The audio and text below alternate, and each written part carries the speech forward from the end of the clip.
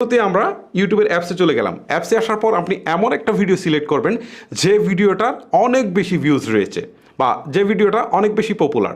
ধরেন মিস্টার বিটসের ভিডিওগুলো খুব বেশি পপুলার, সো আমি এটা দিয়ে দেখাচ্ছি। এই ভিডিওটা প্রথমে ওপেন করলাম। ওপেন করার পর আমাদেরকে যে কাজটা করতে হবে, নিচের দিকে দেখেন রিমিক্স নামে একটা অপশন রয়েছে, রিমিক্স। জাস্ট এই রিমিক্সে একটা ক্লিক করতে হবে। ক্লিক করার পর এখান থেকে দেখেন সাউন্ড, কোলাপ, তারপর হচ্ছে গ্রিন স্ক্রিন কার্ড, এই অপশনটুকু আসছে। অনেক ভিডিওতে এই অপশনগুলো নাও আসতে পারে, একটা আসতে পারে, দুইটা আসতে পারে, অনেকেরই কোলাপ অপশনটুকু নাও আসতে পারে। যদি না আসে তাহলে আপনাকে এই ভিডিওটা চুজ করা যাবে না, অন্য ভিডিও চুজ করতে হবে।